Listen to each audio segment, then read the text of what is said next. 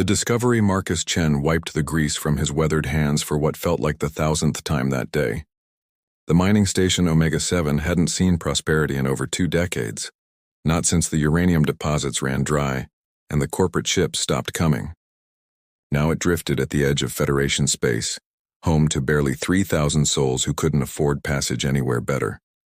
The recycled air in his workshop tasted of rust and broken promises. Marcus was 43, though the station's failing gravity generators and the stress of keeping his family afloat had carved deeper lines into his face.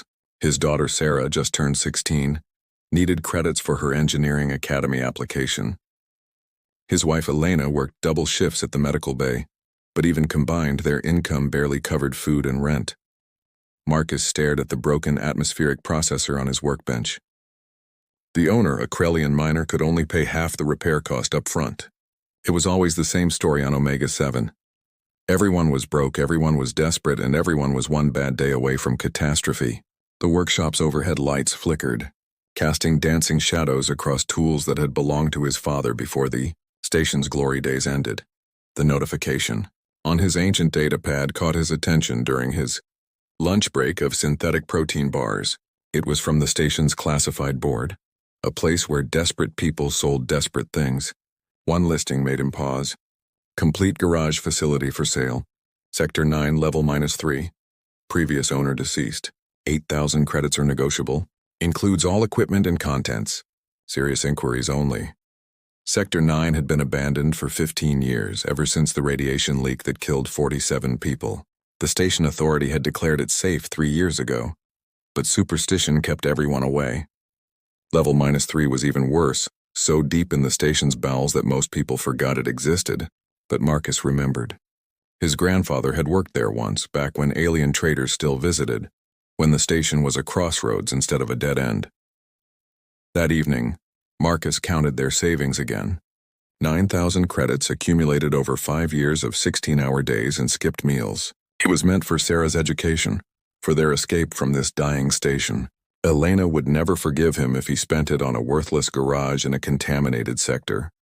But something nagged at him, a feeling he couldn't shake. He messaged the seller before he could change his mind.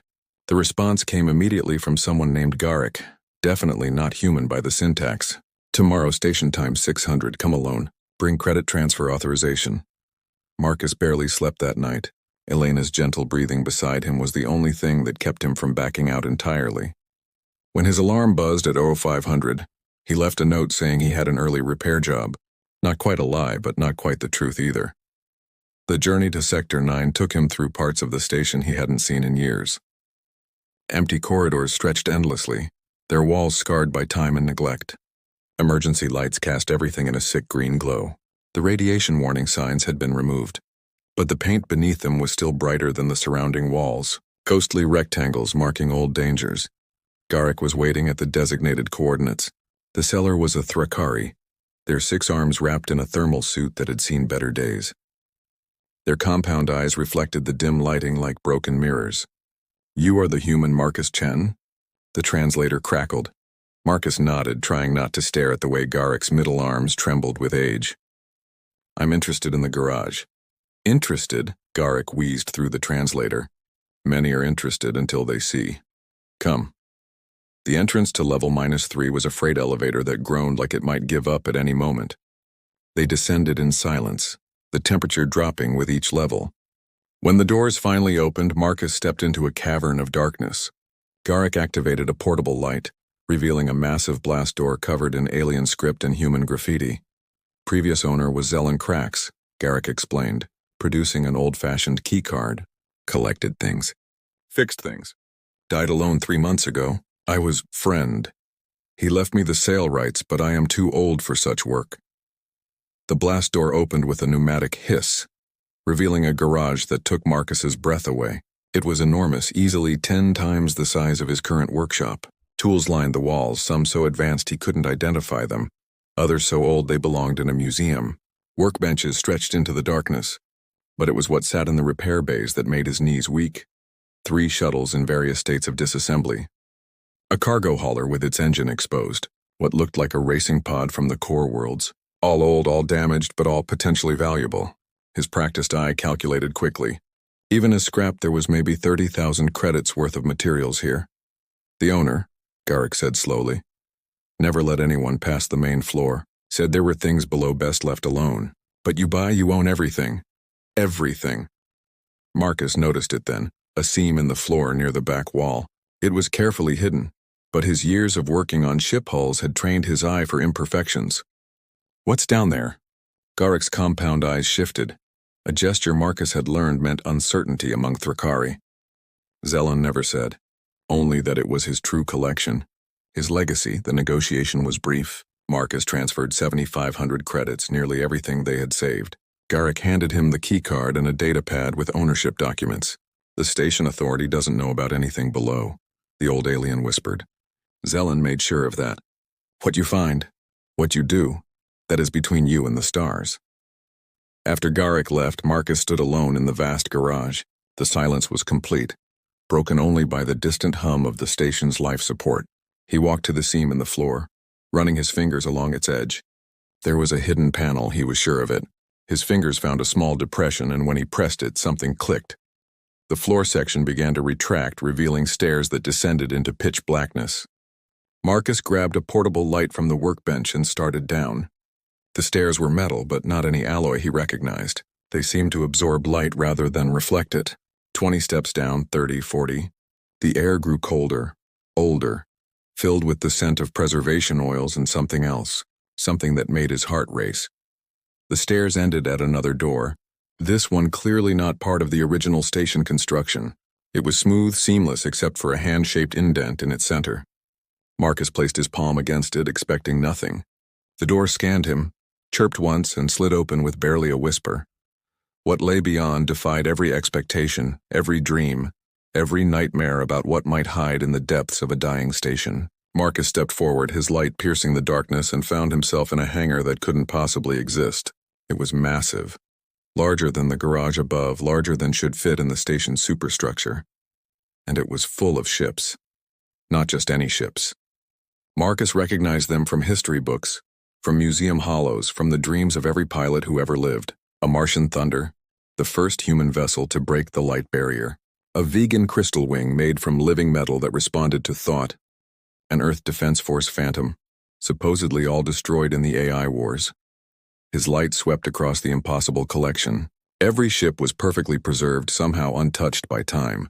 At the center of the hangar sat something that made Marcus's legs give out entirely. He collapsed to his knees, staring up at the sleek silver form of the horizon's edge. Humanity's first colony ship, lost 500 years ago with 10,000 souls aboard. But it was here. They were all here. Dozens of ships that history said were destroyed, lost, or never existed at all. A fortune beyond calculation. A collection that would rewrite textbooks and start wars. Marcus's hand shook as he pulled out his datapad to record what he was seeing. A new notification waited for him, marked with Zellan Krax's digital signature, programmed to arrive only after someone accessed this level. The message was simple. Congratulations. You have found humanity's forgotten heritage and the galaxy's lost treasures. These ships are not just metal and circuits. They are proof that every species, no matter how small, no matter how forgotten, once dared to dream of touching the stars. I saved them from those who would destroy them or lock them away. Now they are yours. The question is not what they are worth in credits. The question is what you will do with the power to inspire a million dreams. Choose wisely. The universe is watching. The revelation. Marcus sat on the cold metal floor of the impossible hangar, for what felt like hours but was probably only minutes. His mind couldn't process what he was seeing. Every few seconds he'd recognize another ship from legend, another impossible treasure that shouldn't exist. The datapad in his hands kept recording, its memory crystal struggling to capture the magnitude of the discovery. Finally, his legs working again, Marcus stood and began to explore properly. Each ship had been meticulously maintained. No dust, no corrosion, no sign of age despite some being centuries old. He found a workstation near the entrance with dozens of datapads neatly arranged. The first one he activated contained maintenance logs in Zellan Krax's precise script. Entry, SAR 247, acquired. The Stellar Dream from a scrapyard on Fornax. Prime. Seller thought it was a standard cargo hauler. Did not recognize the prototype hyperdrive. 3 years of restoration complete. Entry 3892. The human authorities nearly discovered the collection today. Have installed additional dampening fields. The station's sensors cannot penetrate this deep. We remain hidden. Entry 5001 found her, the Aurora Borealis. First ship to use quantum entanglement for navigation. Had to trade my entire legitimate collection for it, but she is worth everything. Marcus moved deeper into the hangar, his light revealing more impossibilities. A section dedicated to alien vessels, each one a masterpiece of engineering from different species. A Krellian void dancer thought lost in a black hole, a Thrakari Queen's barge, stolen centuries ago and never recovered, even a crystalline thought ship, which supposedly could only be piloted by telepathic species. Near the back of the hangar, Marcus found Zellen's personal workspace. The walls were covered with star charts, technical diagrams, and photographs. Not digital images, but actual printed photographs, ancient and yellowing. They showed Zellon younger, standing beside various ships with different beings. Humans, aliens, some species Marcus didn't recognize. A leather-bound journal sat on the desk, real leather, worth a fortune by itself on a station where everything was synthetic. Marcus opened it carefully, reading Zellen's handwritten words. They call me a collector, but I am a guardian. Every ship here represents a dream, a moment when someone looked at the impossible and said, I will try anyway. The galaxy forgets too quickly. Wars erase history. Corporations bury innovations that threaten profits. Governments classify miracles as secrets. But here, in this darkness, the dreams live on. The next entry was dated just a week before Zellon's death. I am dying. The radiation from my years of salvage work has finally caught up.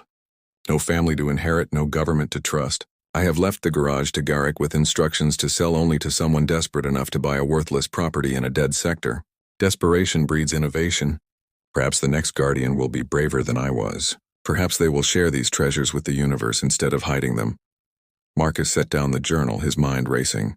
He walked back to the horizon's edge, humanity's lost colony ship. The entry hatch was open, inviting. Inside, the ship was pristine. The bridge still had personal effects from the original crew. Coffee cups with ancient corporate logos, a child's drawing taped to a console, a wedding ring left on the captain's chair. The ship's computer activated at his touch, displaying logs from its final journey.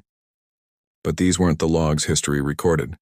These showed the ship arriving safely at its destination, establishing a colony, thriving for 50 years before being recalled and hidden.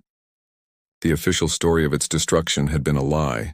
How many other lies were represented in this hangar? How many cover-ups, conspiracies, and convenient disappearances? Marcus's datapad buzzed. Elena was calling, wondering where he was. He'd been gone for 6 hours.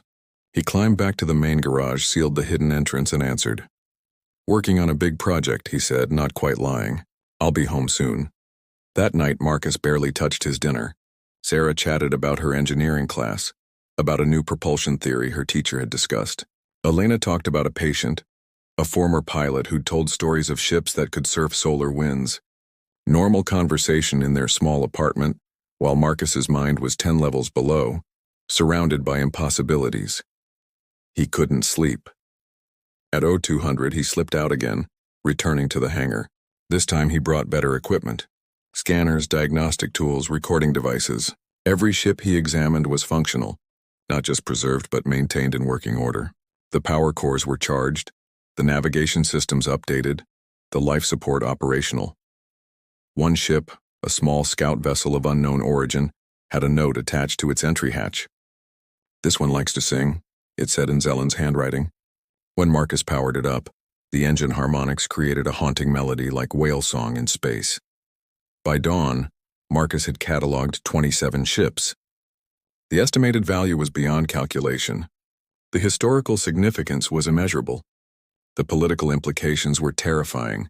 Several of these ships were evidence of crimes, cover-ups, and lies that spanned centuries. He returned home to find Elena awake, worried. Marcus, what's going on? You're scaring me. He sat on their worn couch, took her hands, and told her everything. She didn't believe him at first. Who would? But the videos on his datapad were undeniable.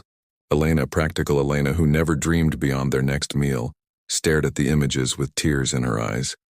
The horizon's edge, she whispered. My great-great-grandmother was supposed to be on that ship. She missed the departure because she was sick, spent her whole life mourning the family she thought died in space.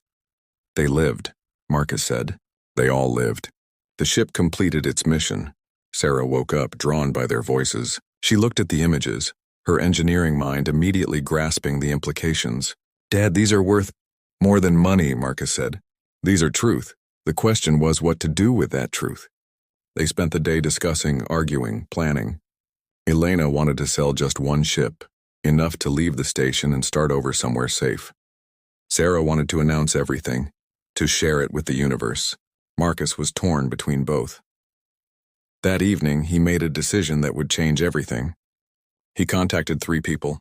First, Alexandra Park, the only journalist on the station still committed to real news. Second, Dr. Rashid, a historian who'd been discredited for claiming certain lost ships had been deliberately hidden.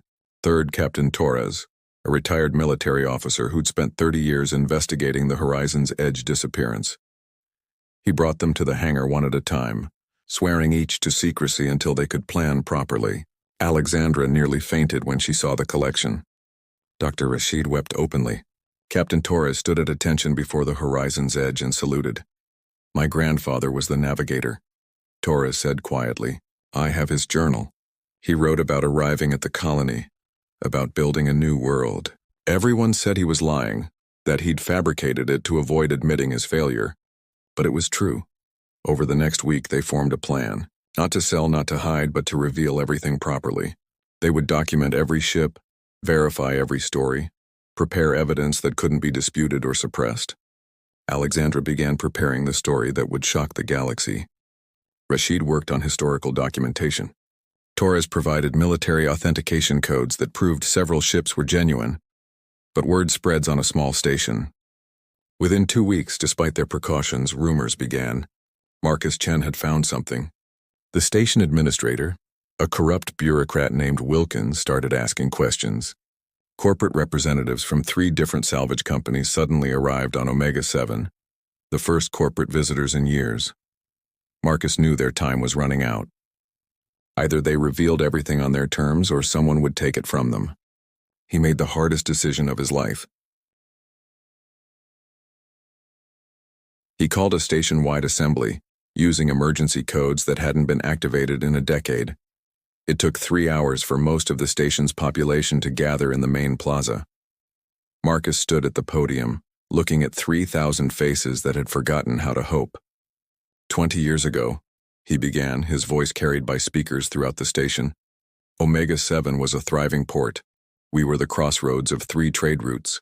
Our children grew up believing they could be anything, go anywhere. Then the mines dried up, the corporations left, and we've been dying slowly ever since. Murmurs rippled through the crowd. Administrator Wilkins was pushing through, trying to reach the podium. But what if I told you, Marcus continued, that Omega 7 is about to become the most important station in human space? What if I told you that we're sitting on a treasure that will bring scholars, tourists, and pilgrims from every corner of the galaxy? He activated the holographic projector. The Horizon's Edge materialized above the crowd, perfect in every detail. The gasps were audible even over the station's ventilation systems. This ship, Marcus said, and 43 others like it, are hidden beneath our feet. Ships from legend, ships from history, ships that will rewrite everything we thought we knew, and they're ours. Not mine, not any corporation's, but ours. Omega 7's. The crowd erupted. Wilkins reached the podium, grabbing for the microphone, but Captain Torres stepped in his way. The 2 men stared at each other while Marcus continued. I propose we turn the hangar into a museum. We charge admission, we sell documentaries, we become the galaxy's premier historical site. The revenue doesn't go to any individual, it goes to the station, to repairs, to schools, to making Omega 7 what it used to be, a place of dreams. The vote was called right there. 3,000 voices, tired of being forgotten, tired of being poor, tired of being told they didn't matter, voted unanimously yes. Even Wilkins, seeing the crowd's mood, raised his hand in support. The transformation of Omega 7 began that day. Within a month, news of the discovery had spread across human space and beyond. Historians arrived first, then journalists, then tourists. The first guided tour of the hangar, led by Sarah Chen, sold out in minutes at prices that would have seemed impossible weeks before. The horizon's edge became a pilgrimage site for descendants of colonists. The alien ships drew ambassadors and cultural representatives from a dozen species. The military prototypes attracted engineers and designers who'd thought their work was lost forever.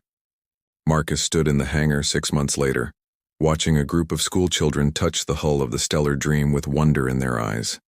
Elena stood beside him, her hand in his. Sarah was explaining the quantum mechanics of the hyperdrive to a rapt audience of university students. "You did it," Elena said softly. "You saved us all." Marcus shook his head. "Zelen Krax did it. He saved these dreams when everyone else let them die. I just opened the door." Administrator Wilkins, now somehow claiming credit for the entire discovery, was giving an interview near the Crystalline Thought ship. 3 documentary crews were filming. The station's population had doubled. New businesses were opening daily. The repair bays that had been empty for years were full of visiting ships. But the best part, Marcus thought, was the wall they'd installed near the entrance. It was covered with new drawings from children, new dreams, new plans for ships that would someday sail the stars. Because that's what Zelen Krax had really preserved in this hangar. Not just ships, but the belief that impossible things were worth trying. A young Krellian girl tugged on Marcus's sleeve. "Mr. Chen, when I grow up, I want to build a ship like these." Marcus knelt down to her level. "Then you will," he said. "That's what this place is for. To remind us that every amazing thing that ever existed started with someone saying, 'What if?'" The girl ran off to rejoin her class, and Marcus returned to his workshop in the upper garage. He had repairs to finish, normal work that paid normal bills. But now, when he worked, he could feel the presence of the miracles below. 44 ships that refused to be forgotten, in a station that had learned to dream again. The last entry, in Zelen Krax's journal, which Marcus had found hidden in the horizon's edge, had been prophetic. "Dreams are viruses. Hide them and they die. Share them and they spread.